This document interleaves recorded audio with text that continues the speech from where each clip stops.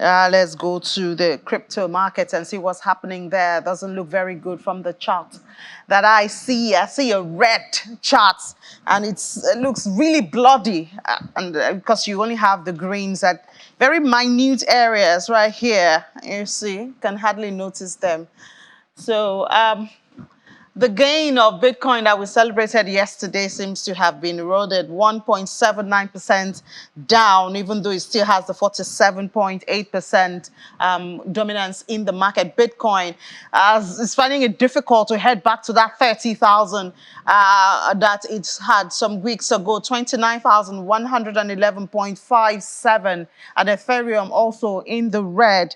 We'll have Rume Ofi to join us and tell us what's driving the market. But before, let's see that there you have it in the colors that we know, minus, minus, minus everywhere. Bitcoin, Ethereum, BNB, Cardano, and XRP. Everything is reducing. I wonder what's going on. Rume, good morning.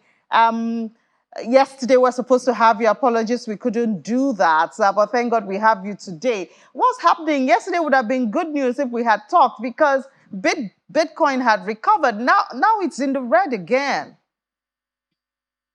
Oh, wow. It seems we have lost Rume. I hope we will have him. We really need to know what's going on. Okay, so let's see the top gainers for this morning. There you have it.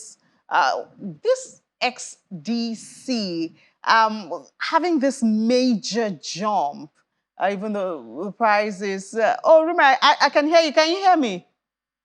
Fantastic. I can hear you loud and clear. Great.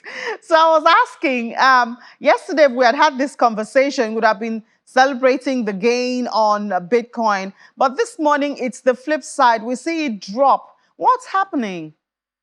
I think the market actually responded very well to the micro strategy buying some good amount of BTC, making it about 152,000 BTC right now. And I think it's more like a renewed hope, if I use that word correctly. But it's not sustained.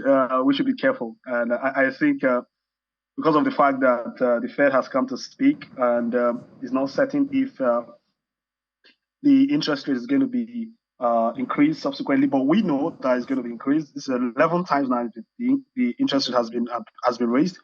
It's going to affect crypto market and stock as well. So neither here nor there, the market is trying to see how they could be forward thinking.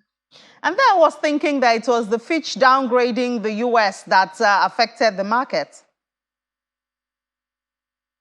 Yeah, though, but I like the fact that in as much as things are not going well with the global economy, those that are actually passionate about digital transactions are actually looking forward to see that they could use cryptocurrency to do their thing. But on the flip side, I think that this industry has come to stay. It's going to be for a very long time. The best thing to do right now by government or agencies are to put regulations in place. But a lot of people are not listening to you, Rume, because we've seen Nigeria's SEC say Binance is illegal. And even in China, I mean, in 2021, they declared Binance illegal or crypto illegal. But I think some days ago, there was the data showing that they traded about $90 billion in China in spite of cryptocurrency being declared illegal in China.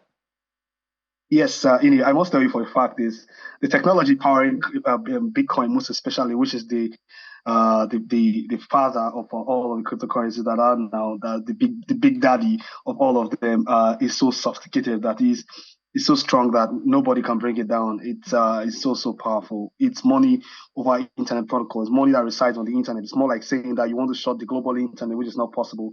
It has properties like properties that it has, this blockchain has properties of distributed ledger system, cryptographic system. It cannot be edited, which shows immutability and a proof of work. So it is very difficult for you to ban it. So all of these qualities, all these properties, I beg your pardon, is the reason why transactions are going on. Even if you say this is illegal, you're banning exchange, but people can still do transactions as far as the internet is concerned. So that is exactly what is happening in China, and it's going to what's going to happen all over the world. The government should bring collaborations to bring all of these questions and say, okay, what's the way forward, rather than outright ban, because you cannot actually ban crypto in its entirety. Yeah, obviously it's a deregulated market, so it's decentralized. You cannot stop the transactions and all of that. I wonder how that will play out in Nigeria after this outright pronouncement by the Securities and Exchange Commission. Or people like you, I don't know what it means to you, Rume. What it means to me is that there has to be a roundtable discussion. This current administration have said that they're going to use blockchain and cryptocurrency to help push our our economy forward, banking infrastructure and all. So the SEC coming out now to really get hard on Binance and a couple of exchange platforms. If you ask me, I'll call it strangulation, right? So let the government come in, settle down, and see how far we could use this to better improve our economy, because we need to improve our economy at this point in time. Then this suspension of its action by Kenya, the government of Kenya, on Worldcoin, what's that about? Is it security concerns that made them suspend it? I love this question you just brought. Thank you very much, Ini. The Worldcoin platform is a platform that wants to bring in a situation whereby everybody can be doing transactions right together. But this is, for me, more like a national security issue. It should not be allowed here in Nigeria in case people have already been recruited. We got information that some persons are actually being recruited in Nigeria to carry out this action in Nigeria. Worldcoin, for me, is harnessing our data and our privacy, which is a no-no for me. What has happened in Kenya is that they went to Kenya to carry out their action where you use your iris to scan, and they get your data, and they give you about $2. This is capitalizing on the inability of our people to be able to do some certain things for themselves. Capitalize on the fact that these people are poor, and you give them certain amount of money, and you harvest their data. This is not done in the US. It is not done in the US. It is done to undermine us in Africa. And I think those in charge of our security architecture in Nigeria should begin to look at ways to kick against it heavily, because it shouldn't even smell Nigeria. And I think it's something that we have our own data system here, and it should be internal with us, not someone coming in all the name of cryptocurrency or a project that wants to harvest global ID. So, Rume, please educate us a little bit more about this Worldcoin. Does it come on any of the trading platforms like Binance, or how, so that people will be aware and watch out for it and be wary of, they don't fall into this scam? All right, so they have an app, Worldcoin app, where the idea is to make sure that humans are differentiated from bots, because the idea is, we want to create a new financial network where we could help people do easy transactions and all. So they have a device, I think it's a UBI, where you put in your eye, around the sort of, you put in your eye, it scans your iris and get your data. There's this popular saying, the eye is the gateway to the heart. So I don't know how many of this data these guys are going to get at the end of the day. And I think that we should be very, very careful and not allow it happen. So they have more like the way you have registration of SIM here in Nigeria. These guys will go about putting some of these things in place. Then they tell you, you put in your eye, you just to put in this. The way the Nigerian thing is, this is easy, and let me just make money off it. So if it comes here, it's going to be very lucrative. So a couple of us here are saying, no, we don't want it here, so that people don't come and take our data. We don't know what they're going to use them for. So they have the app.